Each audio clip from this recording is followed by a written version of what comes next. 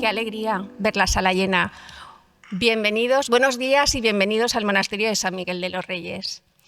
Les agradecemos enormemente su presencia y participación en este encuentro de clausura del ciclo de fomento lector Encuentros de Escritores en la Biblioteca Valenciana en su edición 2025.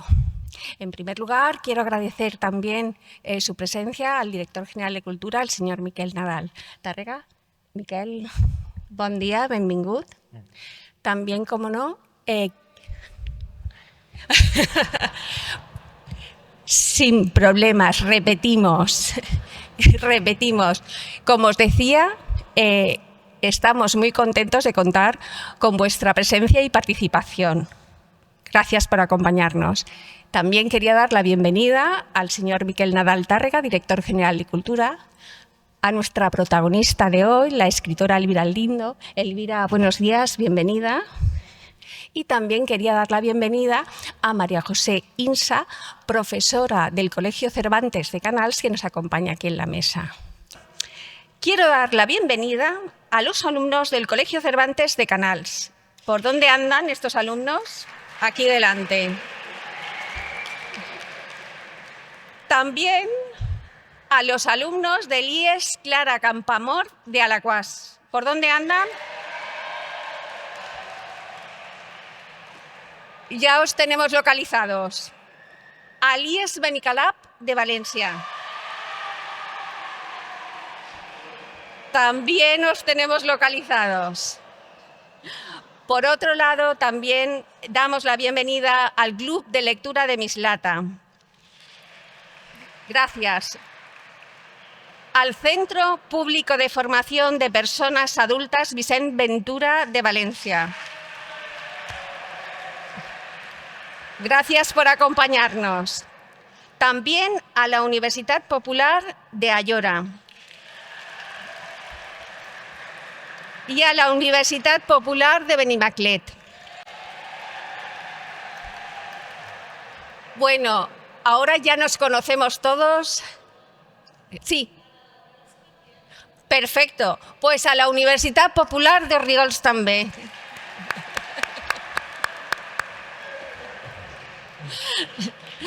Bueno, ahora que ya nos conocemos todos y ya estamos todos presentados, quiero ceder la palabra al señor Miquel Nadal, director general de Cultura, para que nos diga unas palabras. Miquel, tienes la palabra. Gràcies a tots i a totes.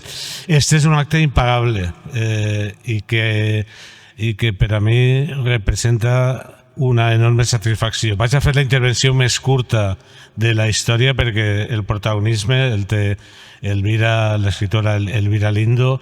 Vaig acudir a la inauguració d'este cicle d'encontres literaris en Santiago Postiguillo i no podia deixar d'estar present en la cloenda en Elvira Lindo. I és un acte per a disfrutar, per a escoltar-la a ella i per a que jo sempre tinc la il·lusió de que en algun moment en esta nodrida representació de lectors, de lectores, d'alumnes, segur que alguna de les persones li canviarà la vida, serà escritor, serà escritora, i jo tinc la il·lusió de que d'ací 10 anys, d'ací 20 anys, hi hagi una persona que diga que el seu primer acte tal va ser estar així en esta conferència. Jo crec que és un cicle magnífic preparat per la persona responsable de la biblioteca en l'afecte i el carinyo que sempre demostra. A més, ha sigut un acte equilibrat en gèneres, en llengües, en homes, en dones. Jo crec que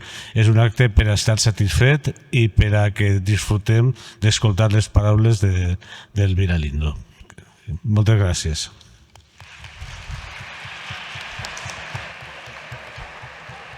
Gràcies, Gràcies, Miquel, per les teues paraules. Ahora, si me lo permiten, voy a ceder la palabra a la profesora María José Insa, que, como he dicho anteriormente, viene del Colegio Cervantes de Canals. Y ella nos realizará una pequeña presentación para que conozcamos un poquito mejor a nuestra invitada de hoy. María José, tienes la palabra. Buenas tardes. Buenas tardes. Hoy la Biblioteca Valenciana nos abre sus puertas para escuchar a una de las voces más célebres del panorama literario actual, a la escritora Elvira Lindo.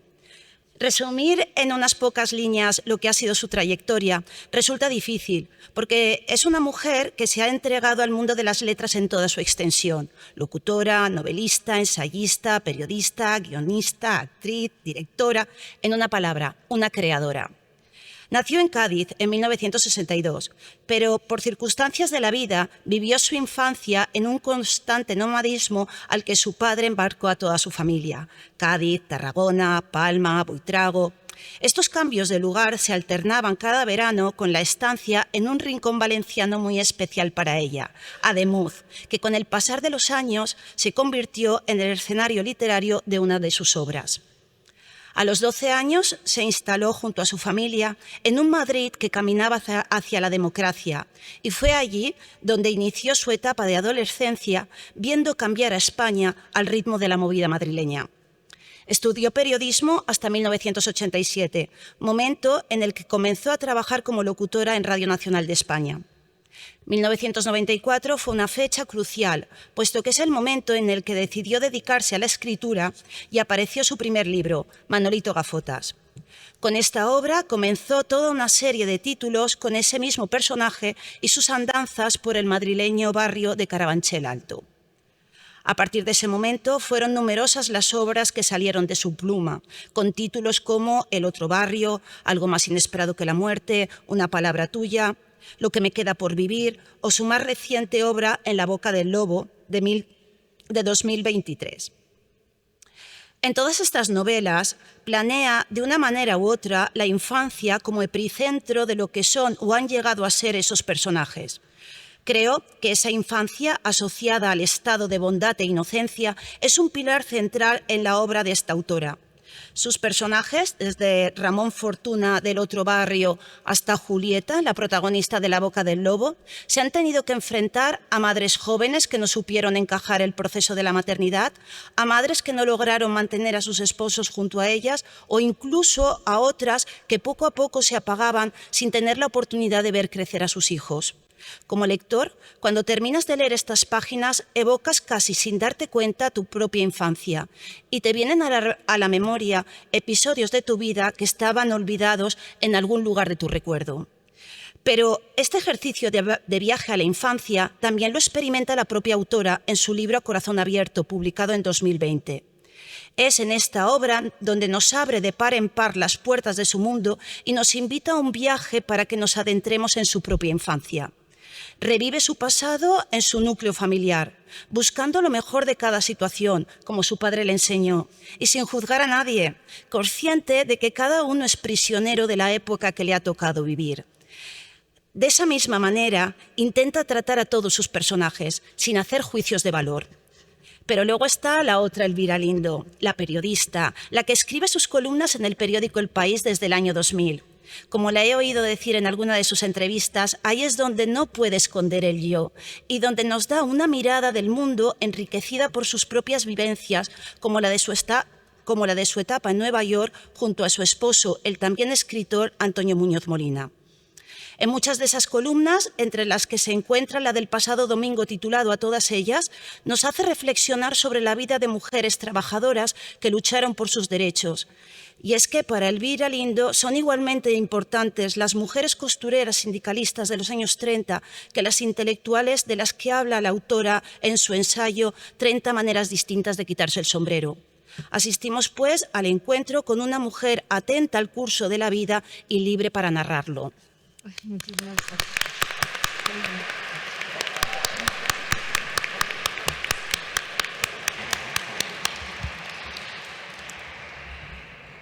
Buenos días. Muchísimas gracias por haberme invitado. Es un honor estar aquí con vosotros. A mí me emociona ver a tanta gente y esa voluntad común de que las historias, porque si digo los libros es una cosa muy abstracta, de que las historias nos unan, de que podamos entrelazar nuestras vidas con otras vidas, ¿no? Me emociona que hayáis seguido todo este tiempo un trabajo con vuestros profesores, con los que dirigen los clubes de lectura, bibliotecarios, con profesores, con maestros. Realmente es un lujo para mí estar aquí esta mañana, así que os lo agradezco muchísimo. Yo empecé a leer muy pronto, porque en mi casa no era una casa especialmente cultivada ni con una gran biblioteca, y más aún porque nos íbamos mudando de un sitio para otro, así que nuestro equipaje tenía que ser ligero siempre. Pero mis padres sí que tenían la costumbre de regalarnos libros en Navidades, en nuestros cumpleaños, y es curioso de qué forma elegían los libros para cada uno de mis hermanos, porque era según la personalidad que ellos creían que nosotros teníamos, ¿no?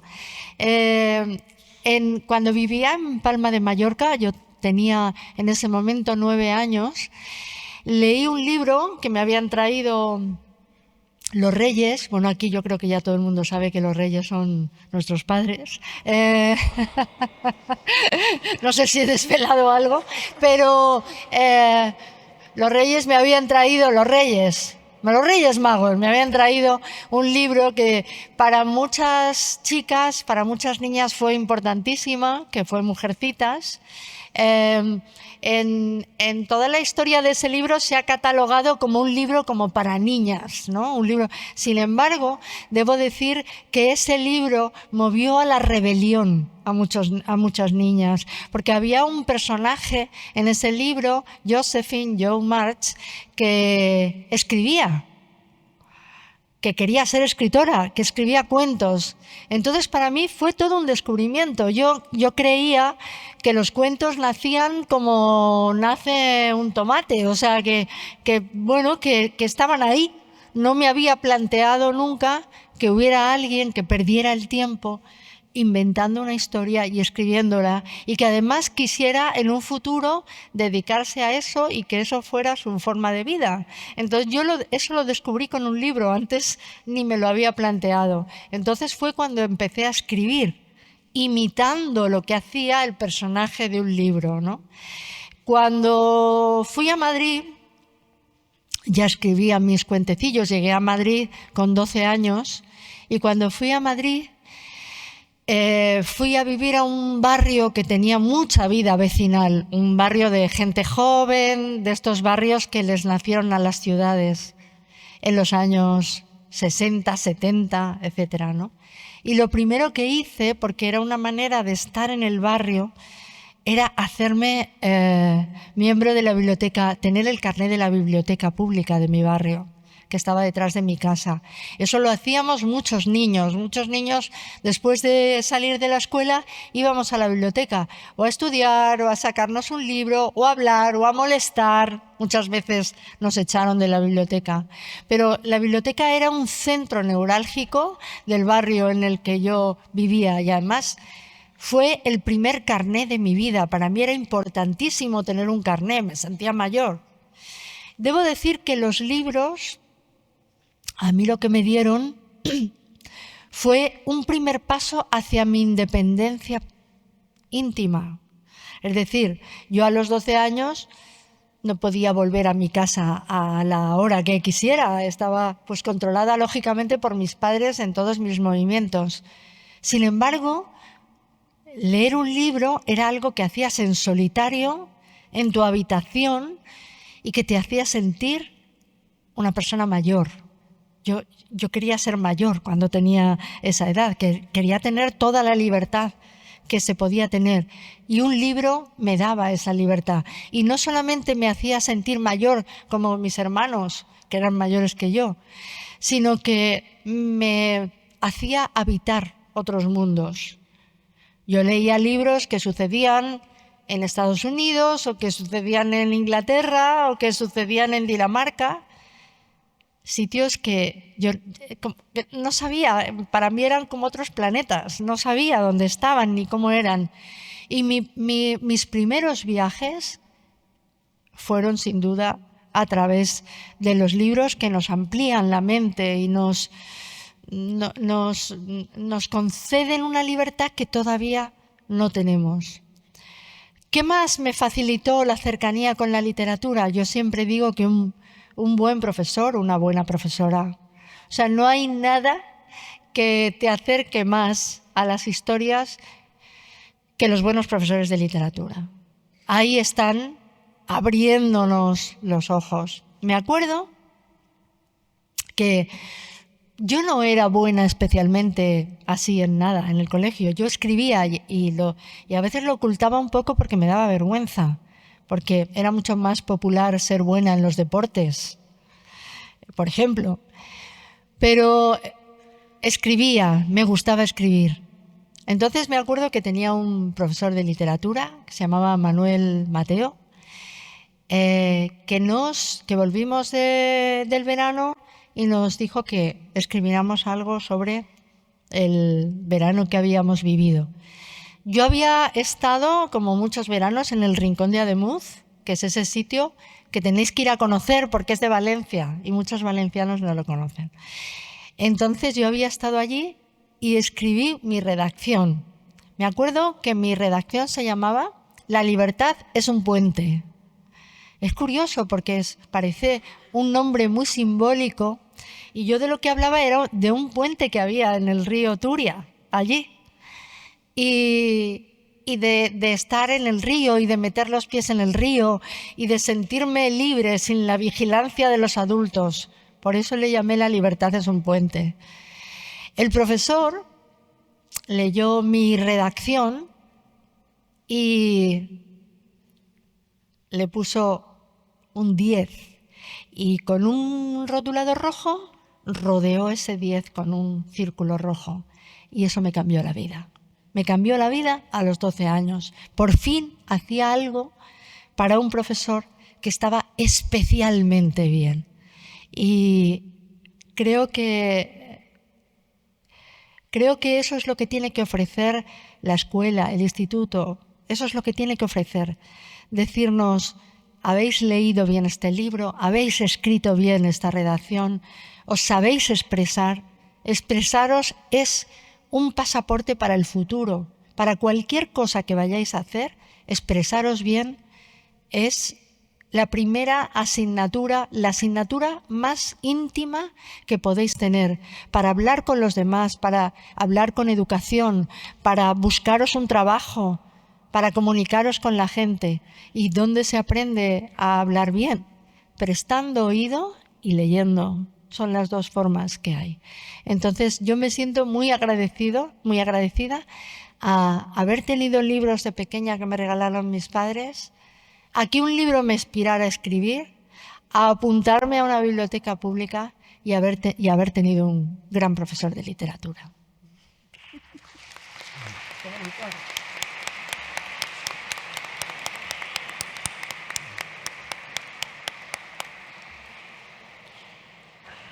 Pues si os parece podemos pasar ahora al turno de preguntas. Si queréis, aquella persona que quiera hacer una pregunta, que levante el brazo, se acercará a nuestra compañera con el micro. Lo más conveniente es que diga su nombre y el del centro de donde viene, ¿vale? Perfecto, tenéis la palabra. Hola, buenas. Soy Carmen Soler y pertenezco a la Universidad Popular de Benimaclet. Y más que nada era una curiosidad sobre el último libro de Elvira Lindo, La boca del lobo, que usted describe en un momento dado el barrio de Benimaclet y me causó mucha alegría y mucha impresión y quería saber cómo fue las consecuencias que usted empezó el libro con este barrio. Pues primero, yo creo que los barrios, cuando eliges un nombre en un libro te tiene que sonar bien. ¿no? Yo por eso en Madrid, yo soy de Moratalaz, pero no he usado el nombre de mi barrio, siempre escribí Carabanchel, porque me resultaba mucho más sonoro, aparte de que tenía más historia que mi propio barrio, ¿no? Entonces yo empecé a indagar cuando mi protagonista y mis protagonistas son de Valencia y van al Rincón de Ademuz en un verano, pensé en qué barrio las coloco. Y pensé en Benimaclet porque cumplía todo eso, me gustaba el nombre, la sonoridad del nombre, y luego también se parecía, pues esos barrios que han sido obreros y han ido, digamos, asentando a gente que se ha sentido de barrio, que se ha sentido que tiene una identidad, ¿no? Entonces me di una vuelta por allí, como, no sé, como se hace en el cine, por otra parte, cuando haces una película tienes que visitar los sitios para ver si te encajan. Me encajó mentalmente y dije, pues de aquí son mis personajes. Ahora, pues en honor vuestro a los que sois de Benimaclet. Hola, buenas tardes. Me llamo Gabriela. Gabriela. Sí, soy de tercero de la ESO y del Colegio Cervantes Canals. ¿Del colegio? Cervantes, vale. De la profesora María José. Te quería hacer la pregunta. Hemos leído tu libro El otro barrio y te quería hacer la siguiente pregunta. ¿Qué responsabilidad crees que tienen los adultos en los errores que cometen los jóvenes como Ramón? Es una pregunta muy difícil. No sé si voy a tener tiempo para responderla. Qué interesante. Yo creo que tienen una gran responsabilidad. O sea, yo creo que en la edad que tiene ese personaje, Ramón Fortuna, que tiene como unos 15, 16 años, es muy lógico cometer errores.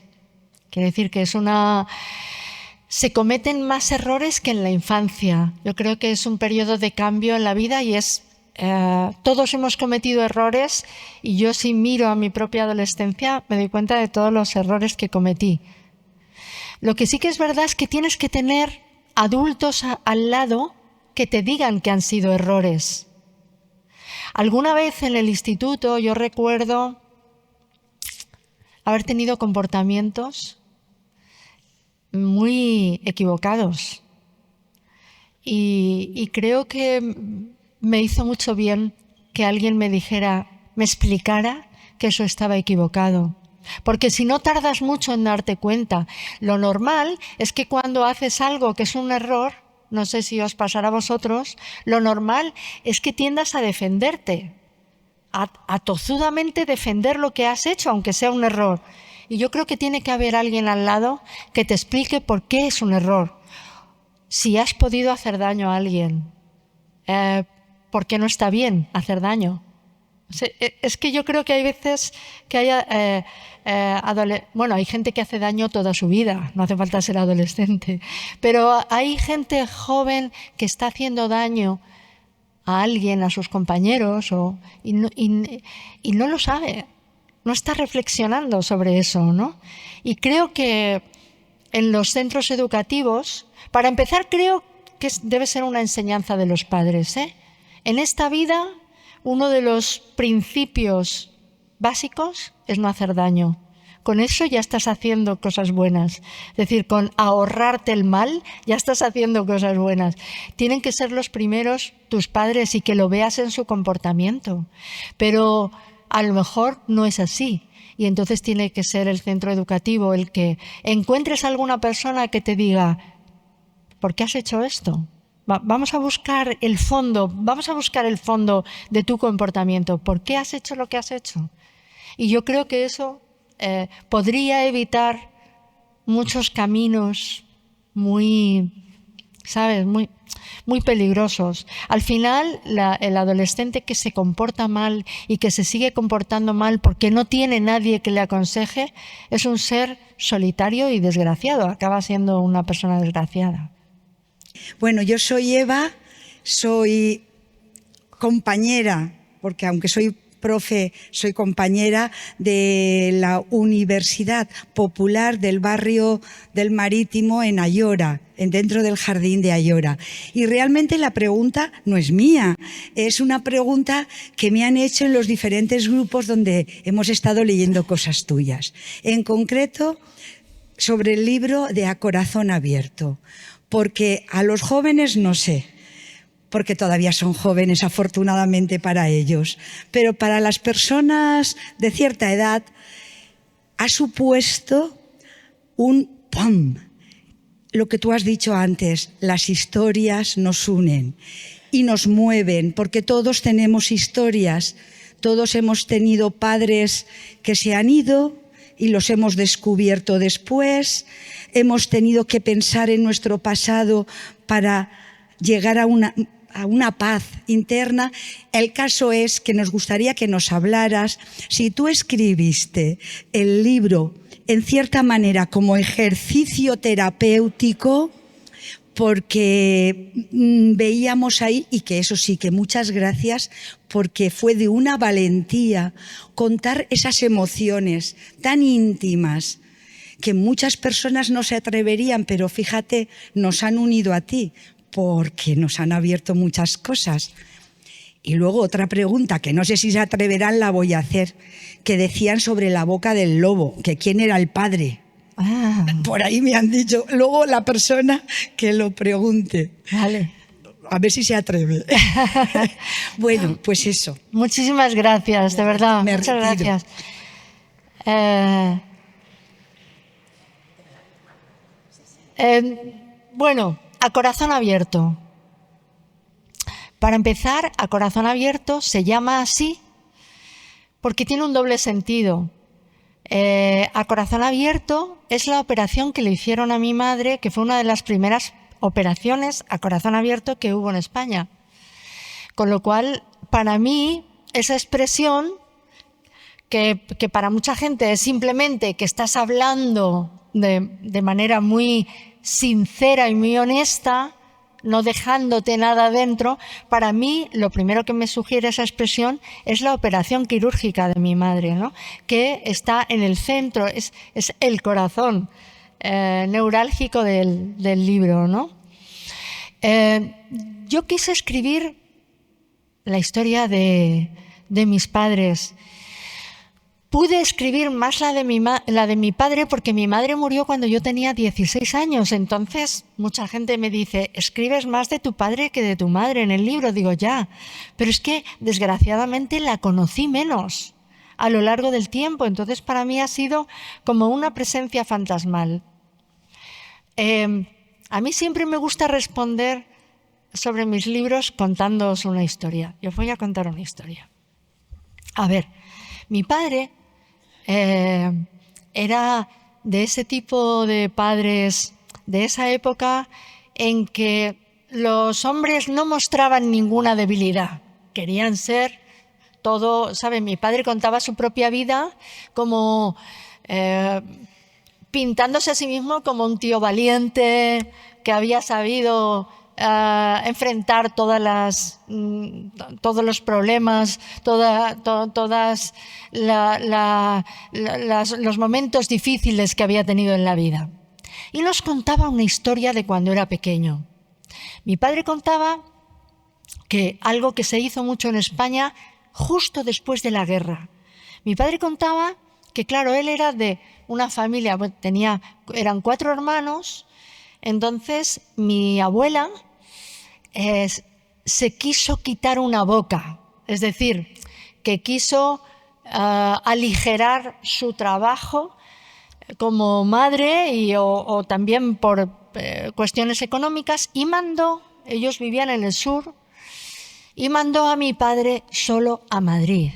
Lo mandó solo con 9 años. Imaginamos ahora lo que es un niño de 9 años, porque no es lo mismo tener 9 años en 1939 que tener 9 años ahora, ¿no? Los niños están mucho más protegidos, ¿no? Entonces mi padre llega a Madrid solo y allí tiene que buscar la dirección de una tía suya con la que se va a quedar. Y mi padre busca la dirección y se va a vivir con esa tía suya a la que no conoce. Imaginaos, se va al corazón de Madrid, donde está el Rastro, que a lo mejor algunos de vosotros habéis estado, Lavapiés, la parte castiza de Madrid, ¿no? Resulta que pasa muchas horas solo por un Madrid que está destruido, ha sido destruido por la guerra. Y va por ese Madrid donde la gente pasa hambre, donde hay ruinas, edificios que han sido devastados, derrumbados por las bombas. Y él va pues como un personaje de un cuento, como un personaje de un cuento por el bosque. Es decir, por un lugar lleno de peligros, ¿no? Entonces, esto se une a que su tía no lo trata bien. Su tía le pega. Entonces él se encuentra con una realidad francamente deprimente. Por un lado es muy listo y va conociendo Madrid, va por el Retiro, la Casa de Fieras, la Gran Vía. Ve los carteles de los cines, va recorriendo todo ese Madrid y al mismo tiempo nadie lo quiere. No tiene compañía, no tiene nada, va solo y luego su tía, ¡boom!, le pega un tortazo, le cruza la cara por cualquier cosa. Entonces, él un día piensa, me voy a escapar. Es realmente un niño valiente. Y entonces va a un bar en el que conocen a su tía y dice, me ha dicho mi tía que me preste tanto dinero. Y el del bar le da ese dinero. Y entonces él, con ese dinero, se compra 2 manzanas y un billete para Aranjuez, un billete de tren. Porque él ha escuchado en su casa toda la vida que en Aranjuez está la familia Lindo, su familia, y que como es un apellido peculiar, va a encontrar a su familia. Él no quiere volver con su madre porque piensa que su madre lo va a regañar. Y le va a decir, ¿pero cómo te escapas? ¿Cómo? Entonces, sin decir nada, un día se compra las 2 manzanas y se va a Atocha. Y llega a Aranjuez. Y se va a la plaza de Aranjuez. Y pregunta, ¿ustedes conocen a la familia Lindo? Y la gente conoce a la familia Lindo. Y entonces lo llevan a la casa de los Lindo, que una parte de esa familia son agricultores. Y de repente un niño que está pasando hambre en Madrid, que está solo, es acogido, o sea, la familia se queda con él, que es una cosa, me parece de una generosidad en esos años alucinante. Y sus tíos escriben a la madre y le dicen, el niño está con nosotros. Claro, todo esto pasa un tiempo, claro, desde que llega la carta, y se queda con ellos. Mi padre siempre contó esa historia a lo largo de la vida como, fijaos qué valiente era,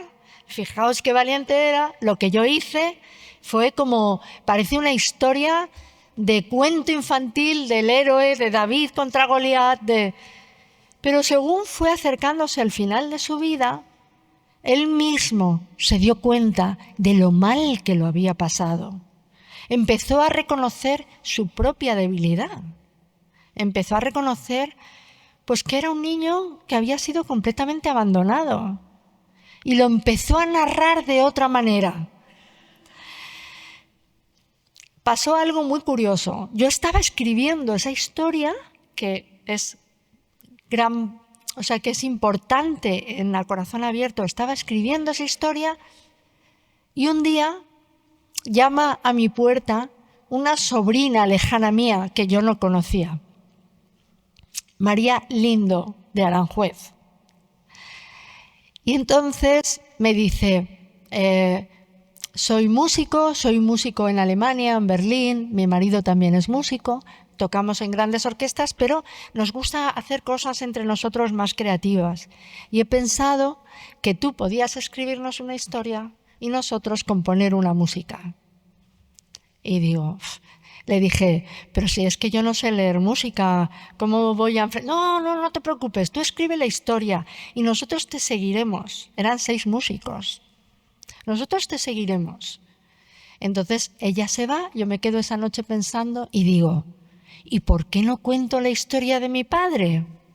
y la cuento como para contarla en un escenario. La escribí eso como si fuera un cuento para un escenario y yo dije, bueno, a ver si esto funciona. Me acuerdo que le dije por la noche a mi marido, Antonio, tú siéntate ahí. Siéntate y yo me voy a poner como si estuviera en un escenario, me pongo una luz y te leo la historia, a ver si te parece que esto funciona. Y yo cuando vi que él acababa con lágrimas en los ojos y tal, dije, funciona.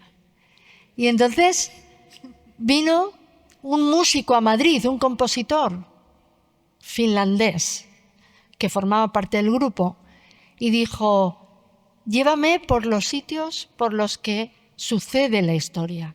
Y le fui llevando por la estación de Atocha a la que llega, luego bajamos andando hasta el Rastro, hasta Lavapiés, fuimos a la Gran Vía, al Hospital de Maudes, todos los sitios que aparecen. Entonces él compuso toda una partitura como si fuera una ópera para esa historia.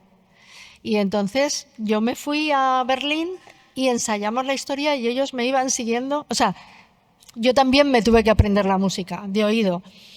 Y entonces claro, yo no sé escribir música, pero yo decía, cuando el niño llega a la Gran Vía, suena el violín. Y tal. Yo me lo escribía así, con palabras, lo que no sé escribir con solfeo, claro. Y entonces, en ese momento, se estaba preparando un hermanamiento de la ciudad de Madrid con la ciudad de Berlín y eligieron este espectáculo para hacer esa conmemoración o lo que fuera y lo hicimos en un teatro allí, en un teatro muy grande del centro de Berlín y entonces fue muy emocionante porque todo el mundo, alemanes o los españoles que habían venido, porque era como con las óperas, con letreros arriba en alemán, todo el mundo había vivido, o sus padres o sus abuelos, habían vivido historias así, de esos niños que anduvieron perdidos primero por España, luego por Europa, en la Segunda Guerra Mundial, etc. Y fue muy emocionante. Si fue terapéutico para mí escribir esta historia, yo quería escribir una buena historia. Sabía que que mi padre sobre todo era un gran personaje. No quería curarme de nada, pero el caso es que el tiempo que estuve escribiendo sobre mis padres, los estuve comprendiendo de una manera, cosas que a mí me parecían incomprensibles, injustas, y los estuve comprendiendo de una manera que cuando acabé el libro dije, ahora sí que soy huérfana, ahora ya como que los he perdido porque he estado conviviendo con ellos todo un año. Entonces fue para mí emocionalmente importantísimo, ¿no? Pero además el libro salió cuando empezó el coronavirus y todos estábamos en casa. Y yo el libro, que normalmente en un libro haces la promoción del libro, pues no podía no podía viajar a ningún sitio. Lo tenía que hacer desde Zoom, cosas así. Pero me di cuenta que mucha gente el libro lo consideraba como una historia general de toda esa gente que estaba, porque os acordáis que empezaron perdiendo la vida personas de esa generación. Entonces fue considerado como una especie de homenaje a esa generación. Y de alguna manera yo tampoco pensaba en eso, pero de alguna manera se fue convirtiendo en algo muy especial, no solamente para mí, sino para la gente que lo leyó.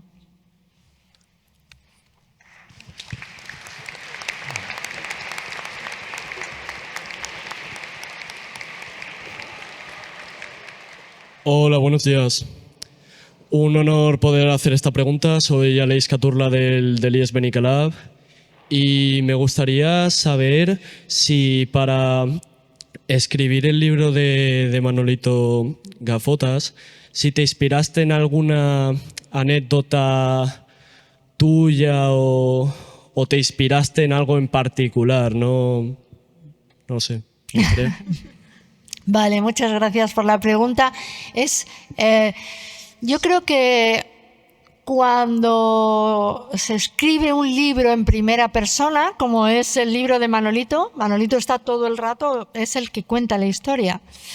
Y cuando esa primera persona es un niño, generalmente es como que generalmente tienes al niño aquí dentro. O sea, es muy difícil no sacar, no tratar de bucear en tu pensamiento infantil. Entonces, aunque Manolito fuera un niño, que yo no lo era, aunque su familia era de una clase social pues con menos recursos que la mía, aunque en su caso hubiera un abuelo y en mi caso era una tía que era como una abuela, aunque, o sea, hay muchas cosas que diferenciaban mi vida del personaje. Sin embargo, yo me siento totalmente identificada. Yo trataba de pensar como cuando había sido una niña, ¿no? Esto, fíjate, es muy curioso porque a mí me han preguntado muchas veces ¿por qué elegiste un niño en vez de una niña, ¿no? Y la verdad es que no sé muy bien cómo responder a eso. Porque yo no estaba pensando exactamente en el sexo del personaje, sino en dejarle hablar y hablar y hablar. Y es curioso, por ejemplo, Manolito ha sido un libro muy internacional, se ha traducido a muchas lenguas. Y un lugar muy curioso donde es muy popular es en Irán, que es alucinante que el libro sea tan popular en Irán. Y allí fundamentalmente lo han leído niñas. O sea, porque el personaje, probablemente porque las niñas, adolescentes y jóvenes que leen este libro tienen más necesidad de libertad que los hombres en un país como Irán. Con lo cual, esa necesidad de humor, de salir a la calle, de estar con amigos, digamos, ellas lo veían en este personaje. Yo he tenido relación a lo largo de los años con muchas chicas iraníes. Precisamente algunas aprendieron español por el personaje, ¿no? Entonces, yo creo que es un niño, pues no sé por qué, lo decidí así, pero es un niño que su alma es muy parecida a la mía. Luego las anécdotas, pues yo iba pillando de aquí y de allá. O sea, cosas que habían pasado en mi colegio, en la calle, en las familias, todo eso está... Yo también tenía hijos de esa edad en ese momento, ¿no?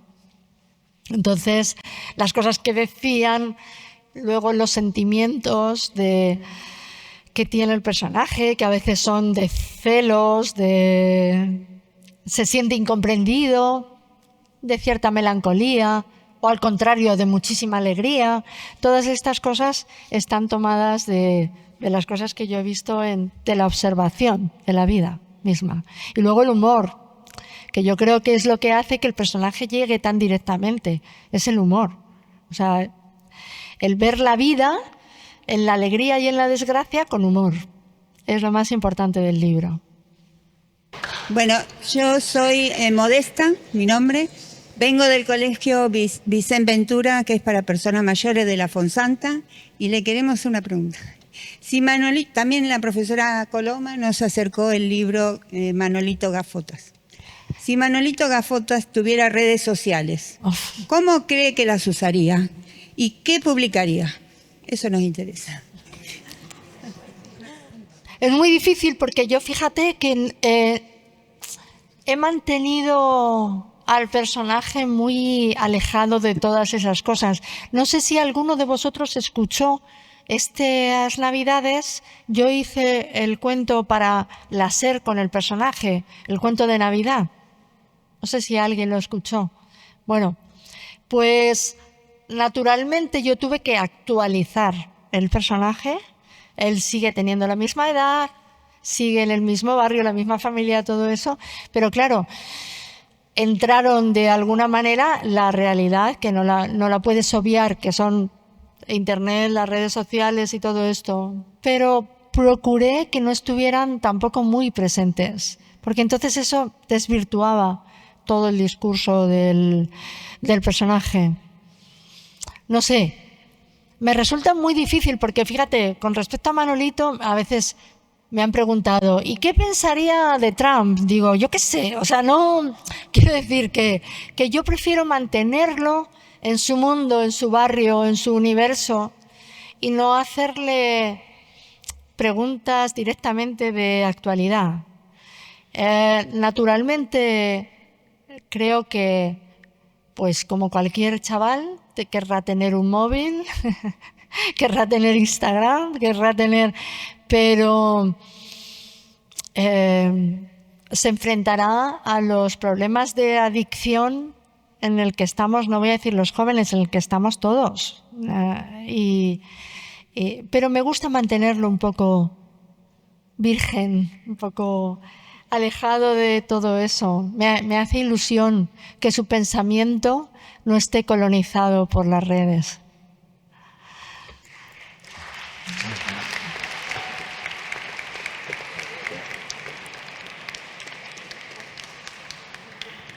Bueno, buenos días. Me llamo Ariadne y soy de tercero de la ESO en el Colegio Cervantes. Y nosotros nos hemos leído El otro barrio.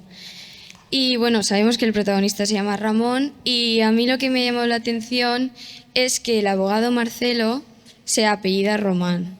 Entonces la pregunta es, ¿esta paranomasia ha sido intencionada para que nos demos cuenta de que ellos tienen una relación o para que el lector se dé cuenta de que tiene una relación desde el principio del libro o fue solo casualidad? A mí me hace mucha gracia que me haces esa pregunta porque yo no la había pensado, es la primera vez que es la primera vez que lo pienso. Yo creo que muchos lectores ¿qué edad tienes? ¿Qué edad tienes tú? 14. Vale, muchos lectores de tu edad, o 15 o 16 años, lo que quieren tener es una respuesta sobre la paternidad, ¿no? Sobre quién es el padre de Ramón. Y yo sé que el no darle respuesta al final del libro crea mucha ansiedad, porque se quiere que haya una, ¿sabes? Se quiere saber. Yo creo, fíjate, que el abogado va a ser finalmente el padre de Ramón, pero no tanto porque sea un vínculo biológico, sino porque va a ejercer de padre de Ramón Fortuna, es decir, que no va a olvidar a ese chaval, va a ser su padre ya para toda la vida y él va a encontrar en el abogado esa figura que no ha tenido, ¿no? Que es un fantasma para él, quién es su padre, ¿no? Pero esto que me has dicho es muy bonito porque es una cuestión de lenguaje, ¿no? Pero no lo había pensado. Román está bien pensado. Yo creo que le puse Román por un amigo mío que era de Vallecas, pero no porque tuviera las mismas letras que Ramón. Y Fortuna sí que me parecía como una ironía, ¿no? Porque en principio lo que tiene el chaval es mala suerte. Pero bueno, hay veces que en la vida, para aprender a vivir, te tiene que pasar algo, ¿no? Yo creo que finalmente él aprende a vivir gracias a sus errores y a los de otros, ¿no? Primero que todo, buenos días. Buenos días. Para mí es un privilegio estar aquí el día de hoy. ¿Cómo te llamas? Jürgen, me llamo Jürgen. Vale. Quería preguntarte, ¿qué retos habías enfrentado a lo largo para escribir la historia de Manolito? ¿Qué? ¿Qué retos habías enfrentado a lo largo de la historia de Manolito, o sea, para escribirla? Pues mi principal reto era que... haz lo que quieras, vuélvete para atrás. Mi principal reto era que tuviera gracia. O sea, hacer una historia que todo el rato tenga que... O sea, que haya humor en cómo se cuenta es complicadísimo. Porque tener gracia es muy difícil. O sea, hay gente, y nosotros conocemos a gente que quiere hacérsela graciosa y que no lo consigue.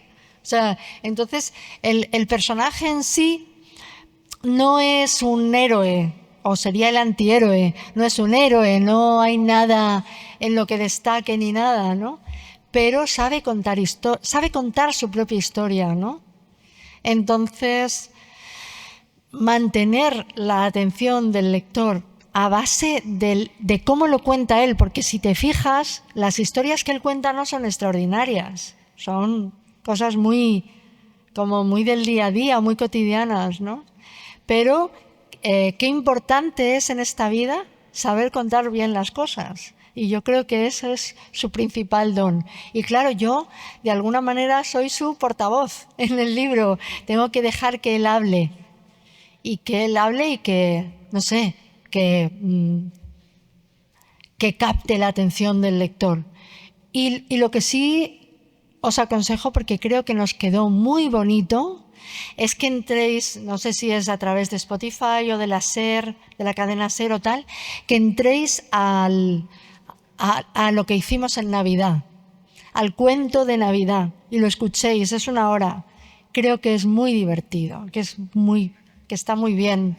Hicimos ahí un cuento con música, que es muy bonito. Gracias. Muchas gracias.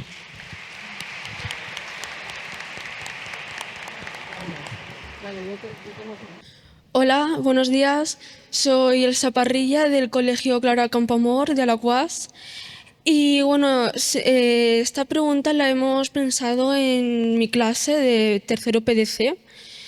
Y la pregunta es que la familia de Manolito Gafotas,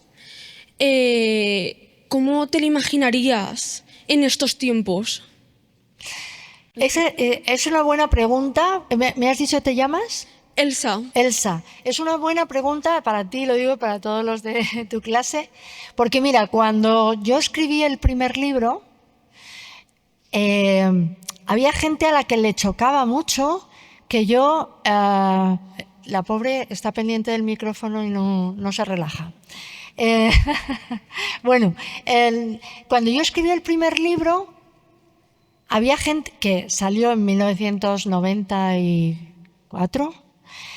Había gente que se preguntaba por qué estaba escribiendo algo de un niño de clase trabajadora, de un barrio, de padres con problemas económicos. Pensaban, ¿este es el protagonista de un libro para niños y jóvenes? Es porque se hablaba muchísimo de dinero. Todo el rato les faltaba dinero para llegar a fin de mes, su padre con el camión, todo eso. ¿Sabes lo que pasa? Que la realidad ha hecho que lo que era la vida de Manolito se parezca ahora a la vida de mucha gente.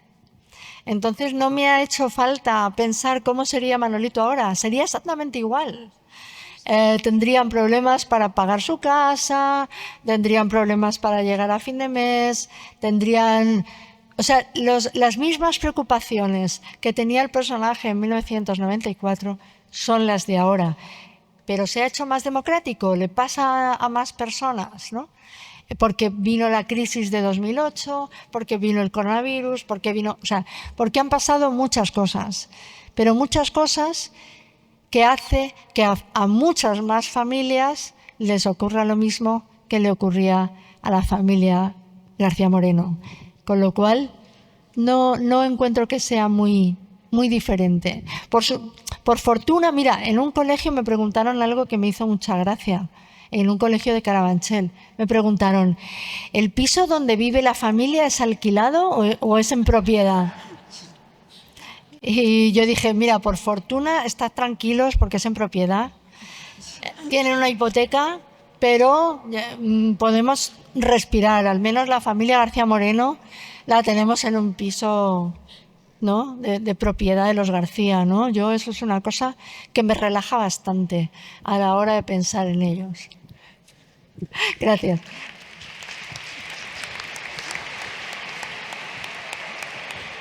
Vale. Vente más adelante.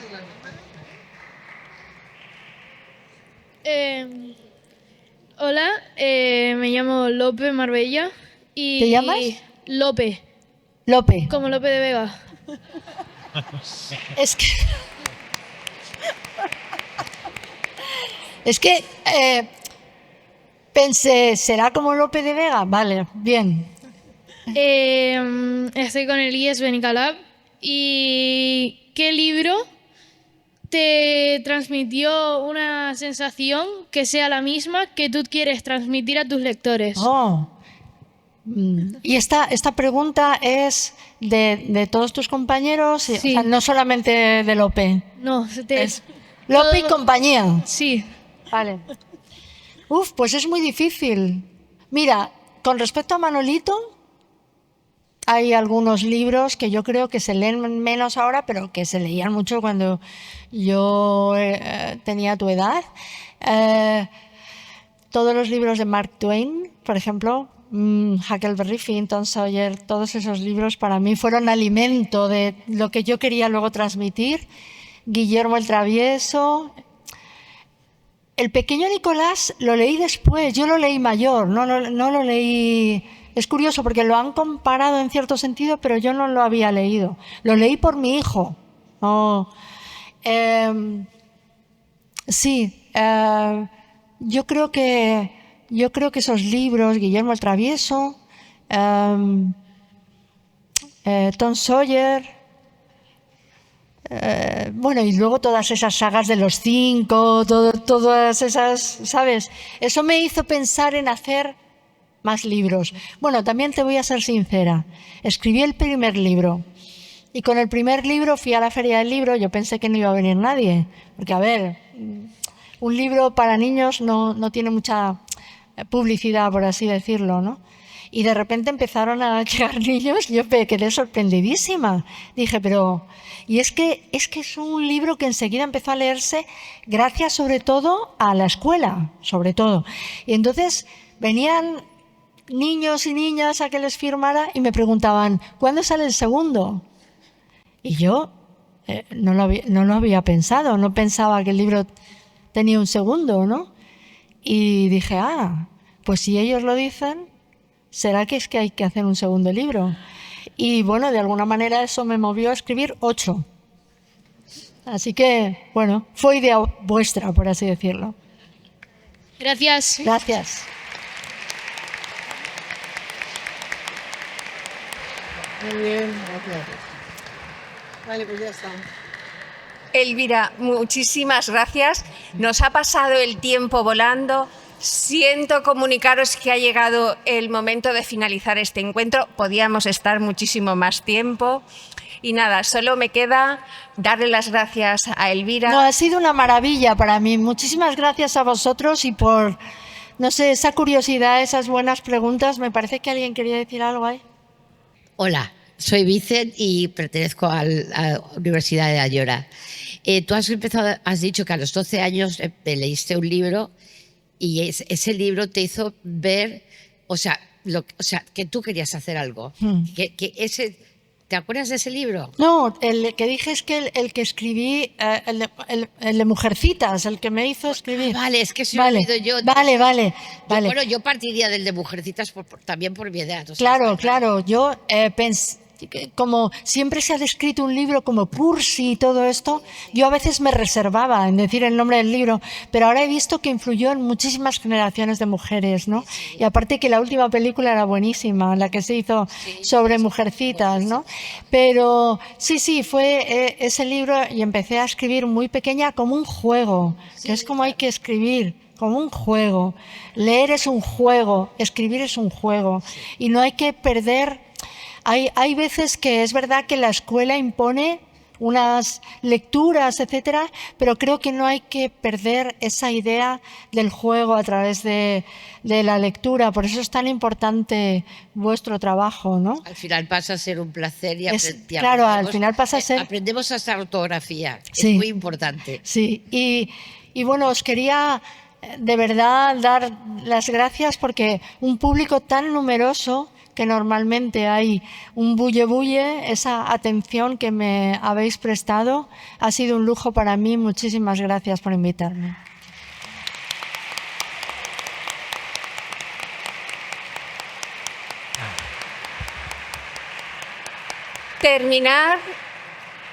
Diciéndoos que estáis todos invitados a las actividades de fomento lector que realizamos aquí en la Biblioteca Valenciana Nicolau Primitiu y que tenéis la información disponible en nuestra web.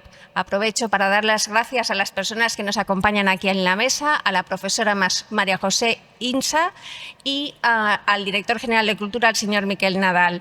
Gracias a todos por acompañarnos.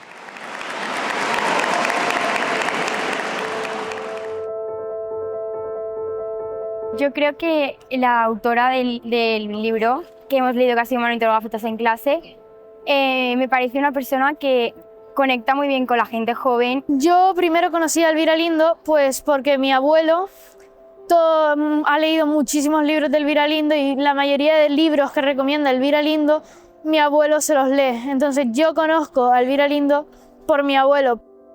Representa muy bien una familia española y que también representa muy bien la infancia de la gente de toda España. Me ha sorprendido que empezara a escribir por un libro, Mujercitas, porque ella al principio no sabía que existía eso como profesión y que se podían ganar la vida con eso.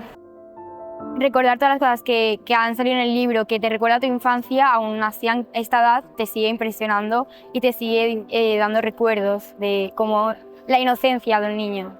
Me identifico en algunas cosas con él. Por ejemplo, mi abuelo y yo tenemos casi la misma relación que Manolito con su abuelo. Y por eso también se me hizo más fácil de leer. Pues esto se ha acabado. Ha habido muchísimo público, estaba lleno. Al principio me producía emoción el ver a un público de tan diferentes edades y procedencias, pero la verdad es que ha fluido todo de una manera admirable. Lectores muy entregados, con preguntas llamativas, interesantes, y bueno, ha sido muy enriquecedor. Me parece que todos aquellos que están detrás de cómo ha salido el acto se merecen que les dé la enhorabuena. Muchas gracias.